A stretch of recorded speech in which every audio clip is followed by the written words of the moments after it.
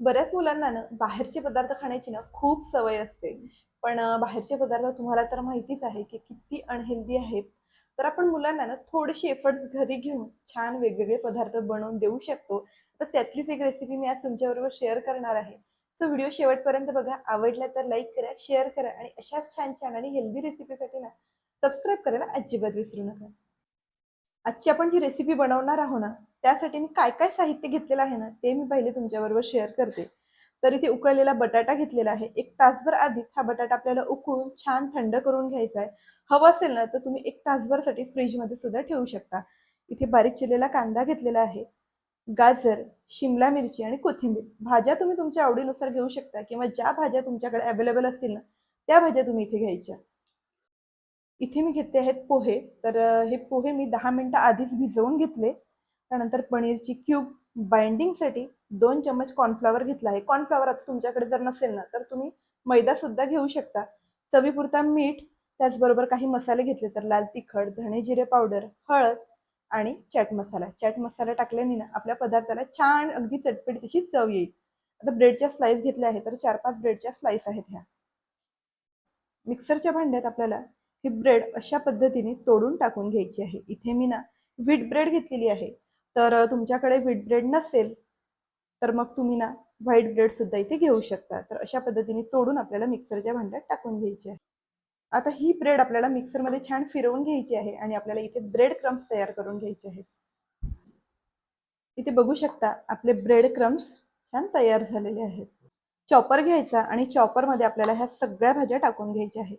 आता चॉपर जर नसेल तर मग ह्या सगळ्या भाज्या अगदी बारीक अशा आपल्याला छान कट करून घ्यायच्या आहेत. आपण ह्या भाज्या ना अगदी बारीक अशा चॉप करून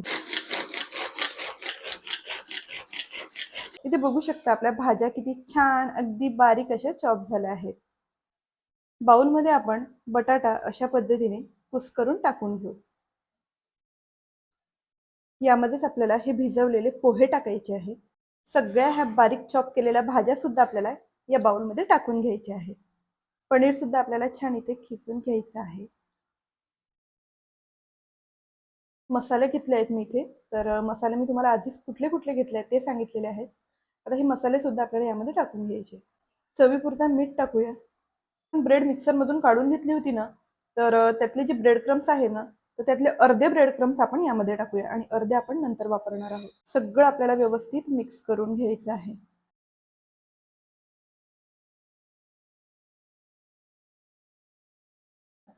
हे सगळं आपण ना छान व्यवस्थित मिक्स करून घेतलेलं आहे.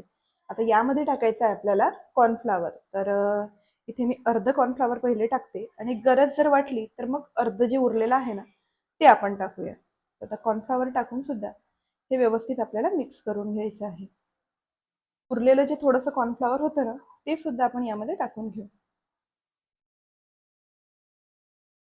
आणि हे सगळं परत आपण व्यवस्थित मिक्स करून आपल्याला छान असा गोळा तयार करून घ्यायचा आहे. व्यवस्थित मिक्स करून घ्यायचं आणि अगदी घट्टसर असा आपल्याला हा गोळा तयार करून घ्यायचा आहे. पासून आपण ना अगदी छोटे-छोटे असे ना नगेट्स तयार करून घेऊ. आता आकार तुम्ही कुठलाही देऊ शकता, जो आकार तुम्हाला आवडतो.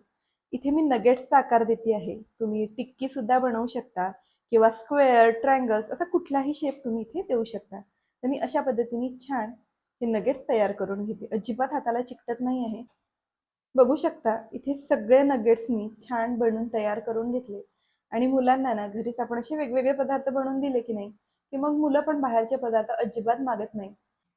इथे आपल्याला ना आता कॉर्नफ्लॉवरची स्लरी बनवायची आहे. तर कॉर्नफ्लॉवरमध्ये थोडंसं पाणी टाकायचं, व्यवस्थित मिक्स करून घेऊ.